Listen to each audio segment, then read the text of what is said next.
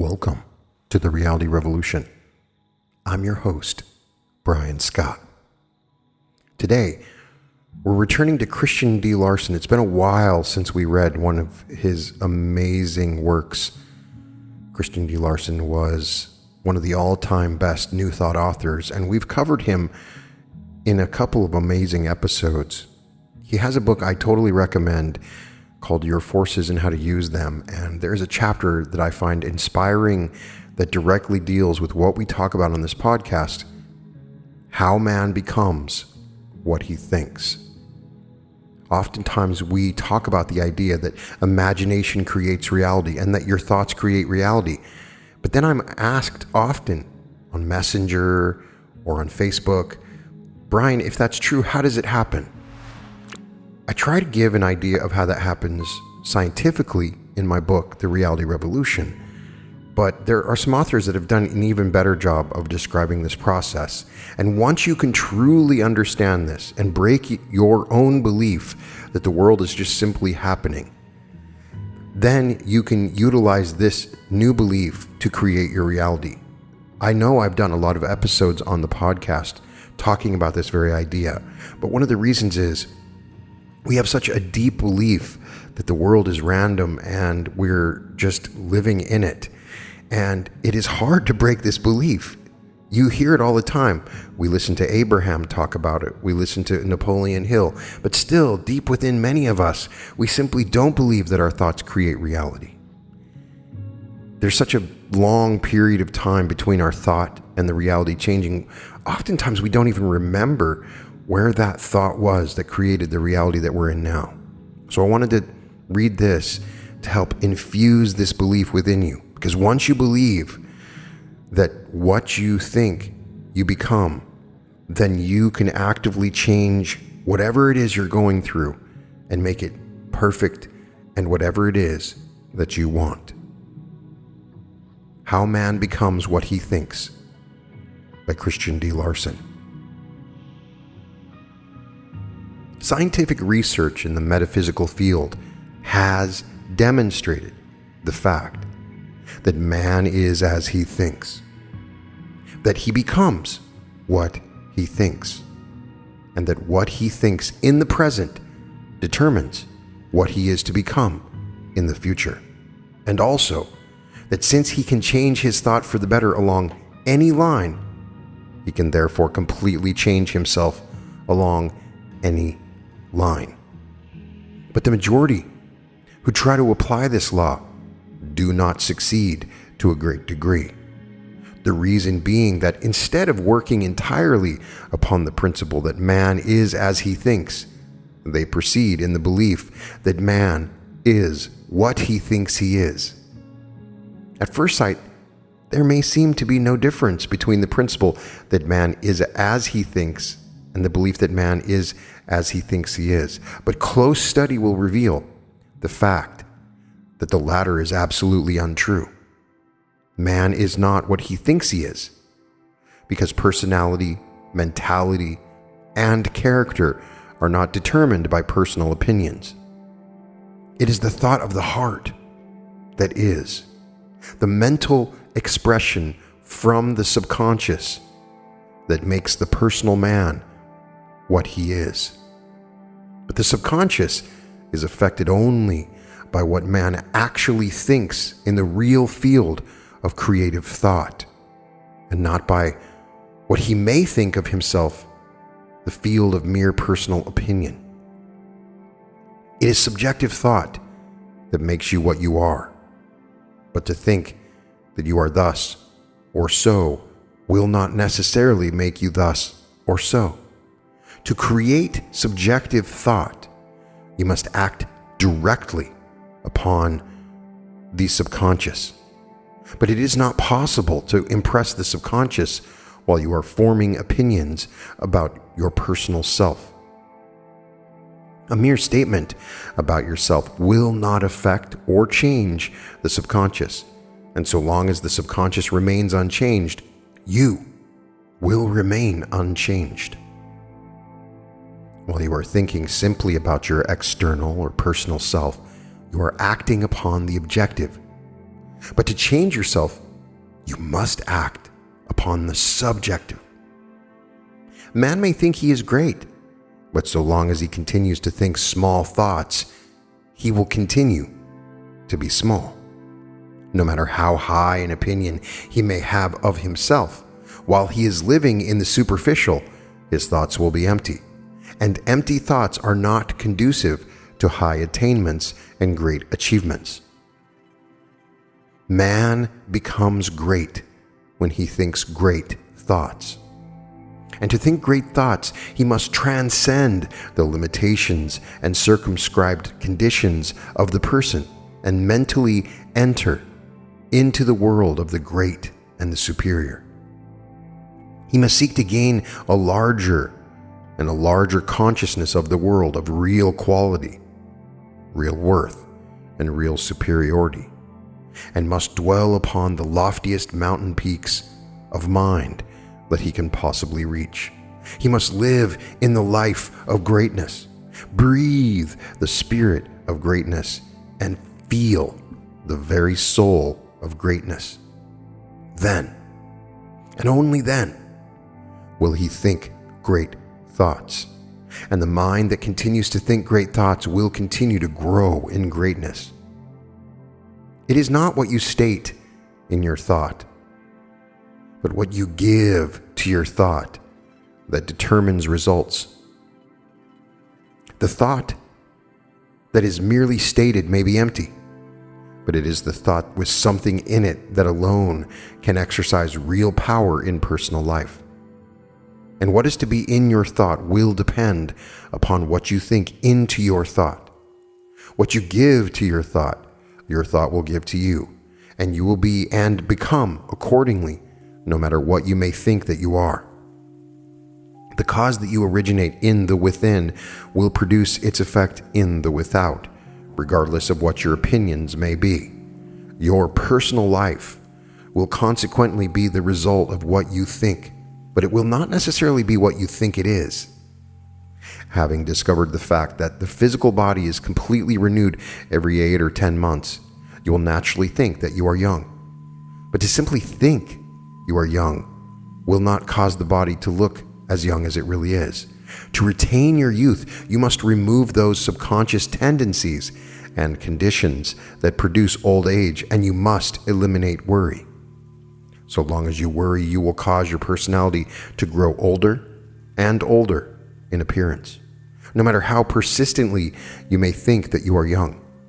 To simply think that you are young will not avail. You must think thoughts that produce, retain, and perpetuate youth. If you wish to look young, your mind must feel young. But you will not feel young until the whole of your mind produces the feeling of youth. To develop the feeling of youth in the whole mind, you must become fully conscious of the fact that youth is naturally produced in your entire system every minute, and you must train the mind to take cognizance only of the eternal now. So long as we feel that we are passing with time, we will imagine that we feel the weight of more and more years, and this feeling will invariably cause the body to show the mark of years, growing older and older in appearance as more years are added to the imaginary burden of age. You will look young when you feel young. But to simply feel that you are young will not always cause you to feel young. The real feeling of youth comes when we actually think in the consciousness of youth and give the realization of the now to every thought. You may think that you are well, but you will not secure health until you think thoughts that produce health. You may persistently affirm that you are well, but so long as you live in discord, confusion, worry, fear, and other wrong states of mind, you will be sick. That is, you will be as you think and not what you think you are. You may state health in your thought, but if you give worry, fear, and discord to that thought, your thinking will produce discord. It is not what we state in our thoughts, but what we give to our thoughts that determine results. To produce health, thought itself must be healthful and wholesome. It must contain the quality of health and the very life of health. This, however, is not possible unless the mind is conscious of health at the time when such thought is being produced. Therefore, to think thoughts that can produce health, the mind must enter into the realization of the being of health, and not simply dwell in the objective belief about health. Again, to produce health, all the laws of life must be observed. That is, the mind must be in that understanding of law, and in that harmony with law, where the guiding thought will naturally observe law. To simply think that you are well will not teach the mind to understand the laws of life and health, nor will that thinking place you in harmony with those laws. That thinking that does understand the laws of life will not come from the mere belief that you are well, but from the effort to enter into the understanding of all law, the spirit of all law, the very life of health, and into the very soul of all truth. You may think that your mind is brilliant and may undertake most difficult tasks in the belief that you are equal to the occasion. But the question is, if your conception of brilliancy is great or small. If your conception of brilliancy is small, you may be right to that degree in thinking you are brilliant. That is, you may be brilliant as far as your understanding of brilliancy goes. Whether that is sufficient or not to carry out the task that is before you is another question. Your opinion of your mental capacity may be great, but if your idea of intelligence is crude, your intelligence-producing thought will also be crude and can produce only crude intelligence. It is therefore evident that to simply think that you are brilliant will not produce brilliancy, unless your understanding of brilliancy is made larger, higher, and finer. What you understand and mentally feel concerning intelligence, mental capacity, and brilliancy is what you actually think on those subjects. And it is this understanding or feeling or realization that will determine how much intelligence you will give to your thought. Your thought will be as brilliant as the brilliancy you think into your thought, and how much brilliancy you will think into your thought will depend upon how high your realization of brilliancy happens to be at the time. When your thinking is brilliant, you will be brilliant. But if your thinking is not brilliant, you will not be brilliant, no matter how brilliant you may think you are. To make your thinking more brilliant, try to enter into the consciousness of finer intelligence, larger mental capacity, and the highest order of mental brilliancy that you can possibly realize. Do not call yourself brilliant at any time, or do not think of yourself as lacking in brilliancy. Simply fix the mental eye upon absolute brilliancy and desire with all the power of mind and soul to go on and on into higher steps of that brilliancy.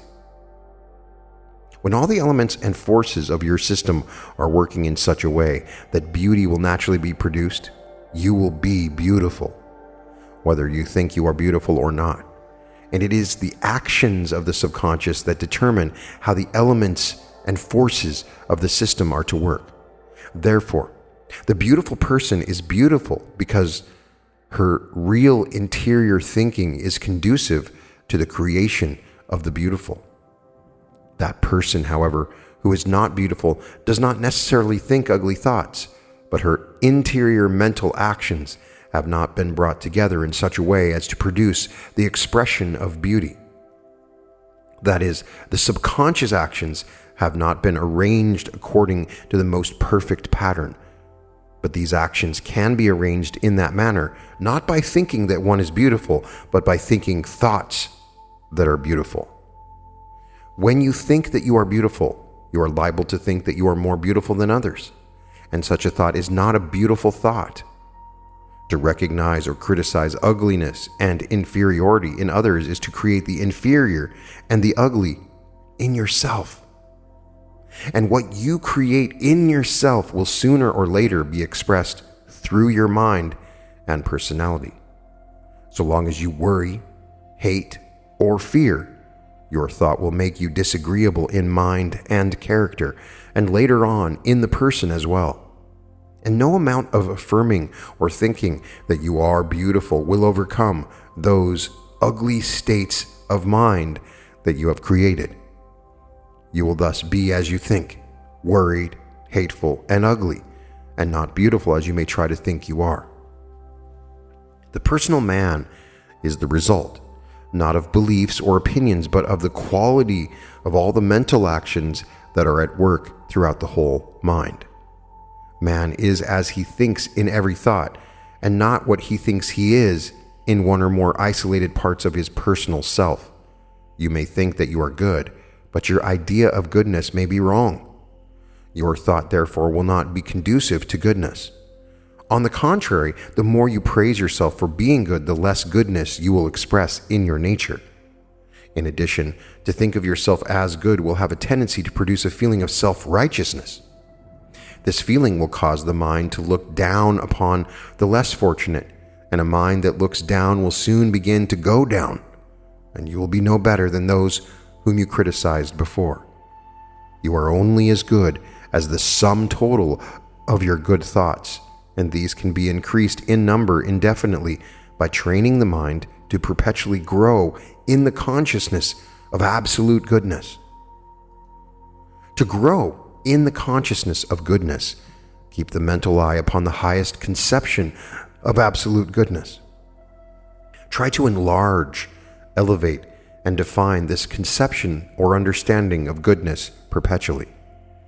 Pattern your whole life, all your thoughts, and all your actions after the likeness of this higher understanding. Then never look back nor try to measure the goodness that you may think you now possess. Press on eternally to the higher and larger realization of absolute goodness, and leave results to the law. More and more real goodness will naturally appear in all your thoughts and actions.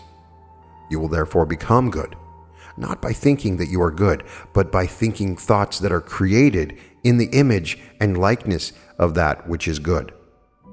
From the foregoing, it is evident that man is as he thinks, and not necessarily what he thinks he is.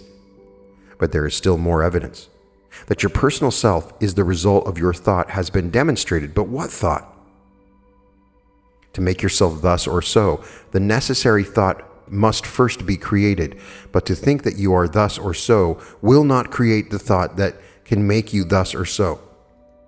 The reason is because it is subconscious thought alone that can produce effects in your nature, physical or mental, and you cannot enter the subconscious while you are thinking exclusively of your personal self. What you think about yourself is always objective thought, and mere objective thought is powerless to affect or change anything in your nature.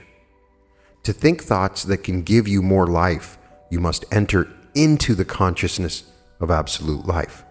But you cannot enter the absolute while you are defining or measuring the personal. If you wish to possess more quality, you must give your thoughts more quality and worth. You must forget the lesser worth of the personal and enter into the consciousness of the greater worth of absolute worth itself. So long as you think that you are thus or so in the personal sense, your thought will be on the surface. You will mentally live among effects. You will not create new causes, therefore will not produce any changes in yourself.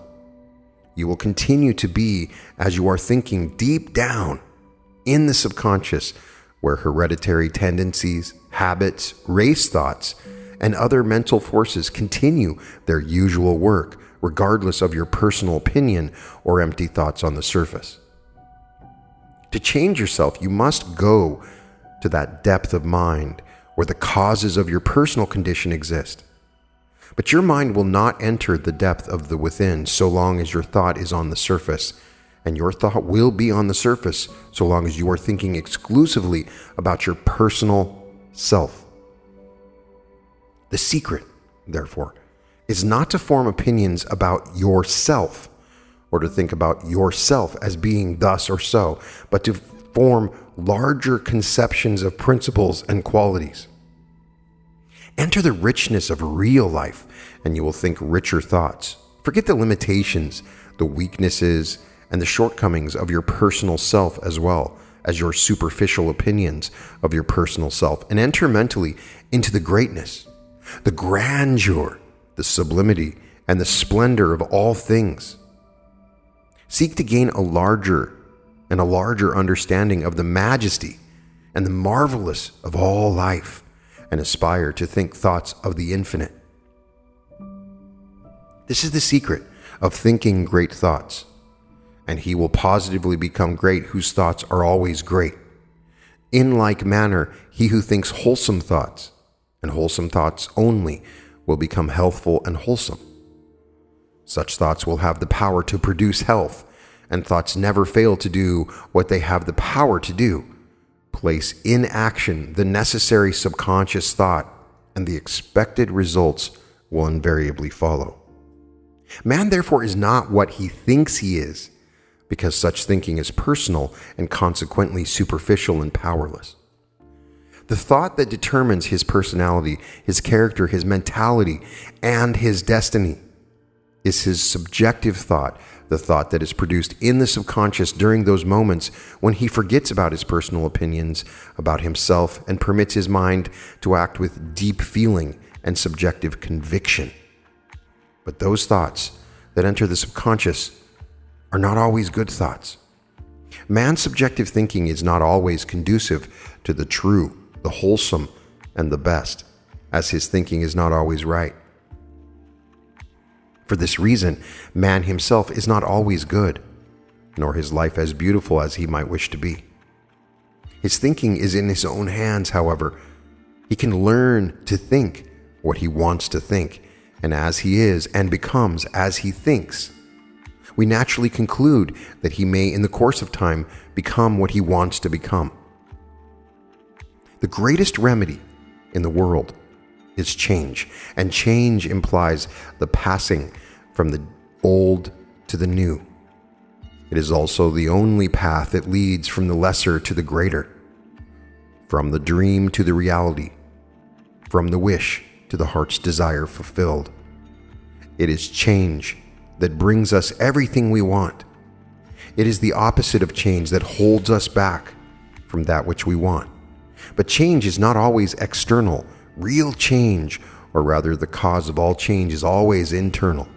It is the change in the within that first produces the change in the without. To go from place to place is not a change unless it produces a change of mind, a renewal of mind. It is the change of mind that is the change desired. It is the renewal of mind that produces better health, more happiness, greater power, the increase of life, and the consequent increase of all that is good in life.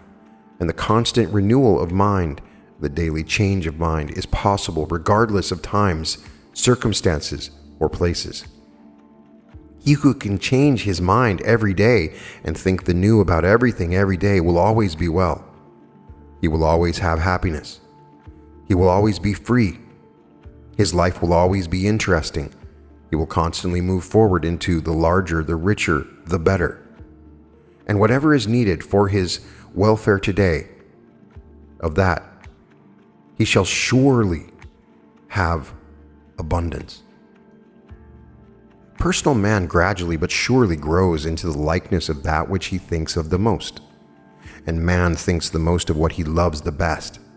This is the law through which man has become what he is, and it is through the intelligent use of this law that man may change for the better and improve in any way desired. The thought you think not only affects your character, your mind, and your body, but also produces the original cause of every characteristic, every habit, every tendency, every desire, every mental quality, and every physical condition that appears in your system. Thought is the one original cause of the conditions, characteristics, and peculiarities of the human personality. And everything that appears in the personality is the direct or indirect effect of the various actions of thought. It is therefore evident that man naturally grows into the likeness of the thought he thinks, and it is also evident that the nature of his thought would be determined by that which he thinks of the most. The understanding of this fact will reveal to all minds the basic law of change, and though it is basic, its intelligent use may become simplicity itself. Through the indiscriminate use of this law, man has constantly been changing, sometimes for the better, sometimes not, but by the conscious, intelligent use of this law, he may change only for the better, and as rapidly as the sum total of his present ability will permit. The fact that mental conditions and dispositions may be changed through the power of thought will readily be accepted by every mind, but that mental qualities, abilities, personal appearances, and physical conditions may be changed in the same way all minds may not be ready to accept. Nevertheless, that thought can change anything in the human system, even to a remarkable degree, is now a demonstrated fact. We've all seen faces change for the worse under the influence of grief, worry, and misfortune, and we have observed that all people grow old who expect to do so, regardless of the fact that the body of the octogenarian is not a day older than the body of a little child. We have unlimited evidence to prove that ability will improve or deteriorate according to the use that is made of the mind. A man's face reveals his thought, and we can invariably detect the predominating states of the mind that live in a groove. When a person changes his mental states at frequent intervals, no one state has the opportunity to produce an individual clear-cut expression and therefore cannot be so readily detected. But where one predominating state is continued in action for weeks or months or years, anyone can say what that state is by looking at the face of him who has it. Thus we can detect different kinds of disposition, different grades of mind, different degrees of character, and different modes of living, and convince ourselves at the same time that man in general looks, acts, and lives the way he thinks. The fact that every mental state will express its nature in body, mind, and character proves that we can, through the intelligent use of mental action, cause the body to change more beautiful, the mind more brilliant, character more powerful, and the soul life more ideal. To accomplish these things, however, it is necessary to apply the law continuously in that direction where we desire to secure results. When a person thinks of the ordinary for a few weeks, he invariably begins to look ordinary. Then, when something impels him to think for a while of the ideal, the time, and the beautiful, he begins to look like a new creature. But if reverses threaten, he will feel worried, dejected, and afraid, and everybody observes that he looks bad. Then if the tide turns in his favor, he will begin to look content, and if something should suggest to his mind the thought of the wholesome, the sound, and the harmonious, he will begin to look remarkably well. In this manner he is daily using the law of change, but never intelligently. He does not take the law into his own hands, but uses the law only as suggestions from his environment may direct. He advances one day and falls back the next. One week man's physical mansion is painted with colors of health and beauty. The next week only the conditions of age and disease are in evidence. He plants a flower seed today and tomorrow hoes it up to plant a weed in its place. Thus the average person continues to live, and every change comes from the unconscious, indiscriminate use of the power of his thought. This power, however, can be employed more wisely, and when the many begin to do so, the progress of the race will be remarkable indeed. The basic law of change must be taken into our own hands and must be employed directly for producing the change we have in view. And to accomplish this, the love nature must be so trained that we shall love only what we want to love, only what is greater and better than that which we have realized up to the present time. In this respect, strong, highly developed souls will have no difficulty because they have the power to see the great, the beautiful, and the ideal in all things. But those who have not yet acquired that power must train their feelings with care. Lost love frequently turns thought upon the low, the common, or the ordinary. What you admire in others will develop in yourself. Therefore, to love the ordinary in anyone is to become ordinary, while to love the noble and the lofty in all minds is to grow into the likeness of that which is noble and lofty. When we love the person of someone who is in the earthly, we tend to keep ourselves down in the same place. We may give our kindness and our sympathies to all, but we must not love anything in anyone that is not ideal. It is a misdirection of love to love exclusively the visible person. It is the ideal, the true, and the beautiful in every person that should be loved. And as all persons have these qualities, we can love everybody with the whole heart in this more sublime manner. In this connection, a great problem presents itself to many men and women who aspire to a life of greater quality. These people feel they cannot give their personal love to husbands, wives, relatives, or friends that persist in living in the mere animal world, but the problem is easily solved. We must not love what is ordinary in anyone. In fact, the ordinary must not be recognized, but we can love the real life in everyone, and if we will employ our finer perceptions, we will find this real life is ideal in every living creature in the world. We need not love the perversions of a person, but we can love the greater possibilities and the superior qualities that are inherent in the individual. It is not the imperfections or appearances that should be loved, but the greatness that is within. And what we love in others, we not only awaken in others, but we develop those very things more or less in ourselves. To promote the best welfare of individuals under all sorts of circumstances, personal loves should be exchanged only by persons who live in the same world. When the woman has found the superior world, the man must not expect her personal love unless he also goes up to live in the same world. It is simply fair that he should do so. The woman who lives in a small world must not expect the love of a man who lives in a great world. He would lose much of his greatness if he should give his personal love to such a woman. The tendency of all life is onward and upward. Therefore, to ask anything to come down is to violate the very purpose of existence. If we wish to be the higher, the greater, and the superior, we must change ourselves and become higher, greater, and superior, and this we can all do. In the application of the basic law of change, no factor is more important than that of pleasure. We are controlled to a great extent by the pleasures we enjoy, oftentimes so much so that they may even determine our destiny. The reason why is found in the fact that we deeply love what we thoroughly enjoy, and since we think the most of what we love the best, we naturally become like the pleasures we thoroughly enjoy. Because man gradually grows into the likeness of his predominating thought. It is therefore unwise to permit ourselves to enjoy anything that is beneath our most perfect conception of the ideal, and it is likewise unwise to associate personally with people who care only for the ordinary and the common. What we enjoy becomes a part of ourselves, and for the good of everybody, we cannot afford to go down.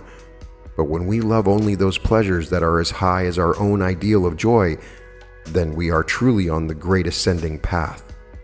To overlook the wrongs, the defects, and the perversions of life, and to look only for the beautiful something in every soul that we simply want to love, even without trying, is one of the greatest things that we can do. But we must not permit our conception of the beautiful within to become a mere cold abstraction. It is more important that we be as emotional as we possibly can without permitting ourselves to be controlled by our emotions. The heart should be most tender and warm, and every feeling constantly on fire. But if all such feelings are turned into the secret realms of soul life, we shall find that the forces of love are drawn insistently towards the highest, the truest, the most noble, and the most beautiful that our inspired moments have revealed. When this is done, we can readily love with the whole heart any noble quality or high art or great work upon which we may direct our attention, and what we can love at will, that we can think of as deeply and as long as we may desire. When we have formulated in our minds what changes we wish to make, the course to pursue is to love the ideal that corresponds to those changes. This love must be deep and strong and must be continued until the desired change has actually taken place. Know what better qualities you want, then love those qualities with all your mind and heart and soul. To love the higher and the greater qualities of life is to cause the creative qualities of mind to produce those same qualities in our own nature, and in consequence, we steadily grow into the likeness of that which we constantly love. This is the great law. the law that governs all change for the better. But to use this law intelligently, the power of love must cease to respond to every whim or notion that the suggestibility of environment may present to the mind. The power of love is the greatest power in the world, but it can cause persons or nations to fall to the lowest state as well as rise to the highest state. Every fall in the history of the race has been caused largely by the misdirection of love, while every step in advance has been prompted largely by the power of love turned upon better things. To misdirect love is to love that which is beneath our present stage in advancement. It is turning the forces of life backward, and retrogression must inevitably follow. In the average person, love is directed almost exclusively upon the personal side of life. In consequence, the love nature becomes so personal, so limited, and so superficial that materialism follows. In many other minds, it is mere appearances that attract the power of admiration, and the finer things in mind, soul, and character are wholly ignored. The result is that the finer qualities of such people gradually disappear, and grossness, both in thought and in appearance, naturally follow. But we must not conclude in this connection that it is wrong to admire the beautiful wherever it may be seen in the external world. We should love the beautiful everywhere, no matter where it may be found. We should admire the richness of life, both in the external and in the internal, and by living a complete life, we shall enjoy more and more of the richness and the beautiful in life, in the within, as well as in the without. But the power of love must direct the greater part of its attention upon that which is rich and beautiful in mind and soul. It is that which is finer than the finest of external things that must be loved if man is to grow into the likeness of the great, the superior, and the ideal, because man is as he thinks, and he thinks the most of what he loves the best. When any individual begins to love the finer qualities in life and gives all the power of mind and soul to that love, he has taken the first step in changing of his destiny. He is laying the foundation for a great and better future, and if he continues as he has begun, he will positively reach the loftiest goal that he may have in view. There are many laws to apply in the beginning of a great life, but the law that lies at the foundation of them all is the law of love. It is love that determines what we are to think, what we are to work for, where we are to go, and what we are to accomplish. Therefore, among all great essentials, the principal one is to know how to love. To apply this essential for all practical purposes, the secret is to love the great, the beautiful, and the ideal in everybody and in everything, and to love with such a strong, passionate love that its ascending power becomes irresistible. The whole of life will thus change and go up with the power of love into the great, the superior, and the ideal. Everything, both in the being of man and in his environment, will advance and change accordingly, and the dreams of the soul will come true. The ideal will become real. The desires of the heart will be granted, and what man has hoped to make his own will be absent no more.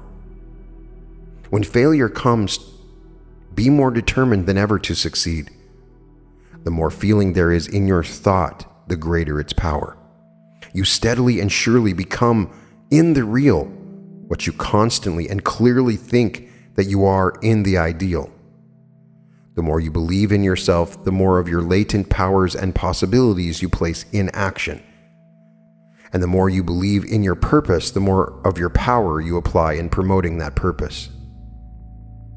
To him who thinks he can, everything is an opportunity. Depend only upon yourself, but work in harmony with all things. Thus you call forth the best that is in yourself and secure the best that external sources have to give. The discovery of the fact that man is as he thinks has originated a number of strange ideas concerning the power of thought. One of these is the belief that thought is a domineering force to be used in controlling things and in compelling fate to come our way. But this belief is unscientific in every sense of the term, has been demonstrated any number of times.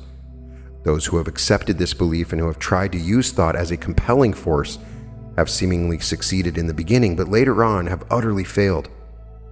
And the reason is that the very moment we proceed to apply thought in this manner, we place ourselves out of harmony with everything, both within ourselves and in our environment.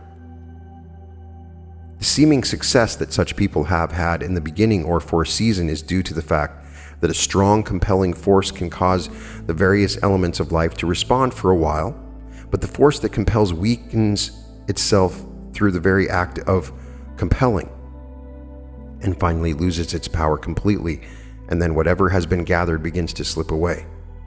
This explains why thousands of ardent students of metaphysics have failed to secure the results desired, or have succeeded only in spurts. They have taken the wrong view of the power of thought, and therefore have caused their power to work against them during the greater part of the time. The power of thought is not a compelling force, it is a building force. It is only when used in the latter sense that desirable results can be produced. The building capacity of thought, however, is practically unlimited.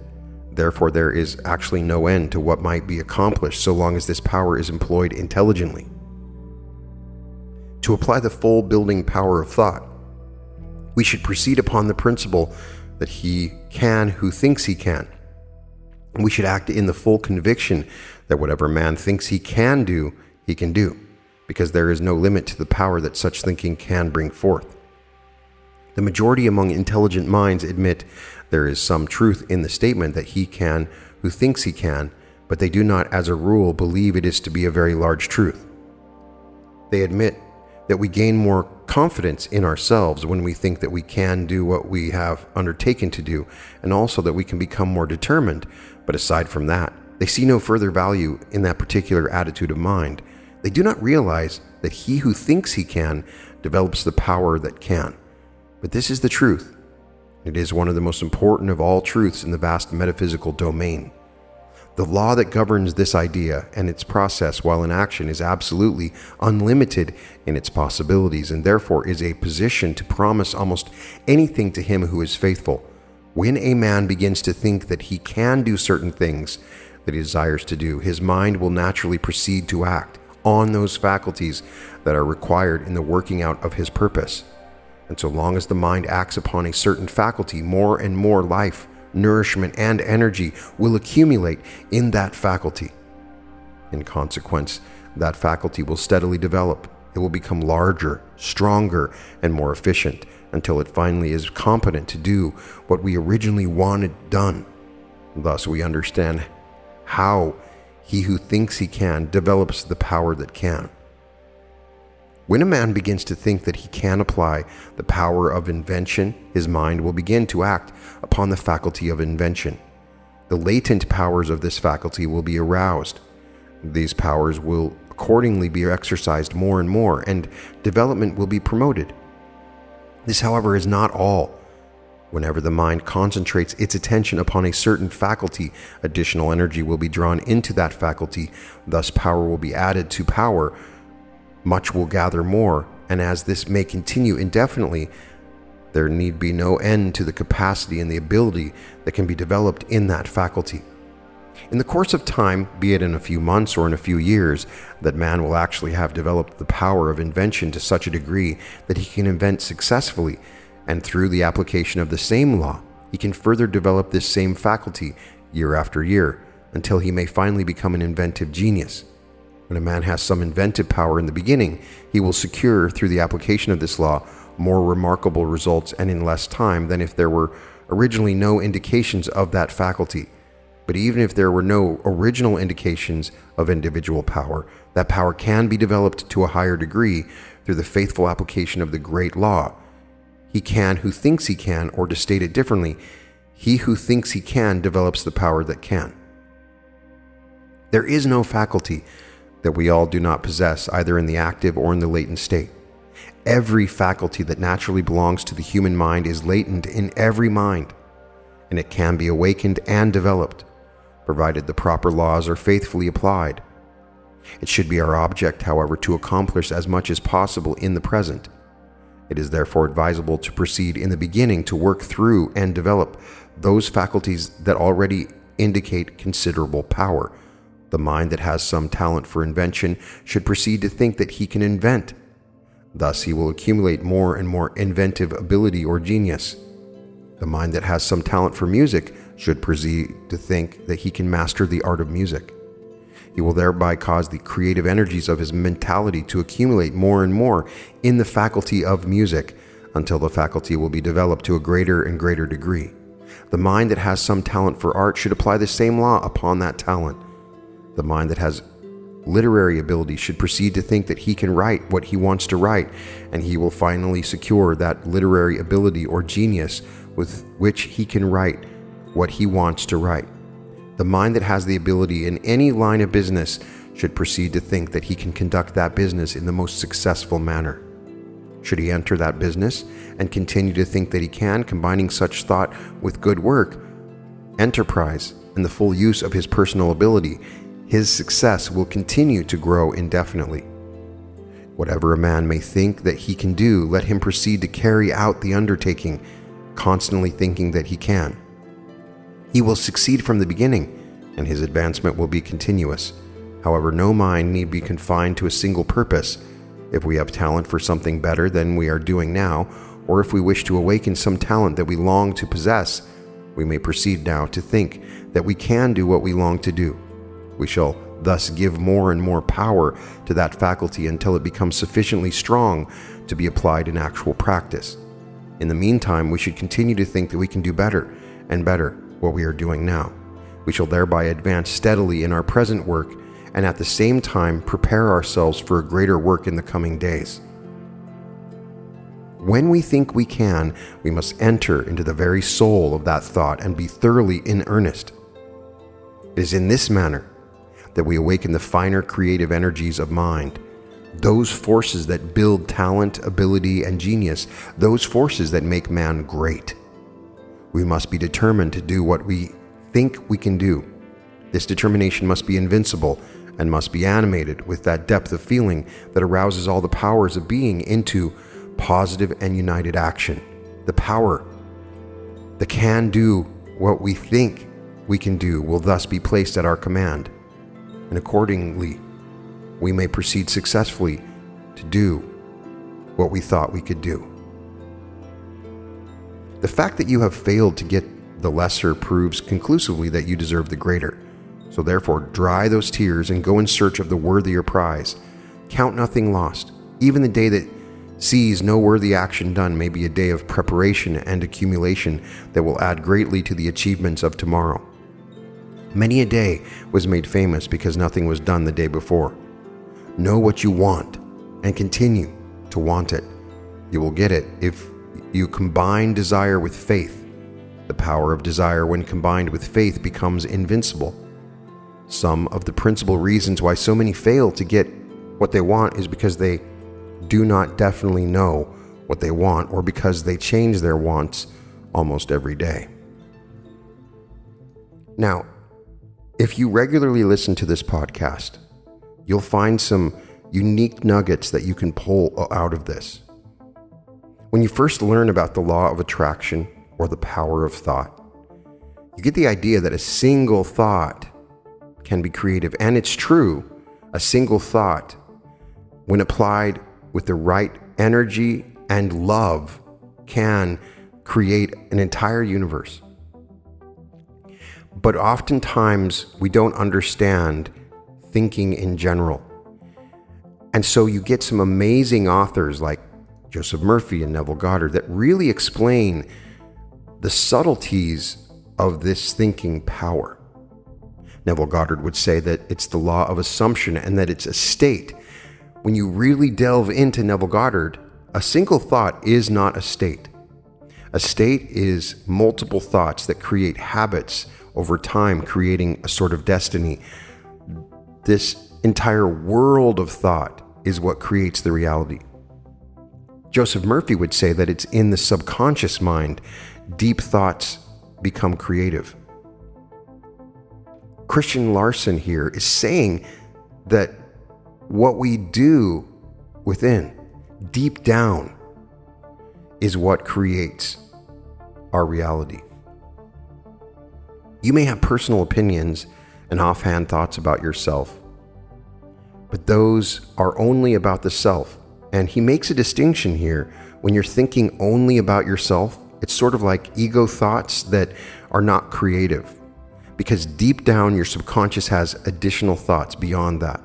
So for you to really break through and use this power, you need to break through your subconscious thought. And you can start to change the pattern of your thoughts by focusing on higher thoughts and moving towards higher goals and higher ideals. But the really key thing that he indicates in this is that you have to love it. So if you want to be wealthy, then you have to love that wealth in a certain way. And when you do that, it then becomes creative. The law of love is the key here. So it's created with what you think about most of the time and what you apply your love towards. So if you want to develop some unique faculty, the ability to invent, then you need to deep down believe that you can do it. You can say a few times, yeah, I'm a personal opinion, I might become an inventor, but that's not believing deep down. So it's believing deep down that you can do it, and then trying to move towards it by thinking loving thoughts about that. And over time, then a state is created and your reality can change. I would love to get your discussion of the subtleties that he's talking about. He's really trying to help people that are struggling with manifestation by understanding your surface thoughts and the more powerful feeling-oriented love thoughts. Understanding these differences in thoughts are important. To simplify it, if you think from the heart, it is more likely that that will create your reality. If you're thinking from the mind, that's sort of the surface thoughts, the things that flitter about in your mind as you go through the day. When you think from the heart, with intensity and love, those are the thoughts that create. So I'd love to get your impressions on this. In any case, you can find all episodes of The Reality Revolution at therealityrevolution.com, and welcome to The Reality Revolution.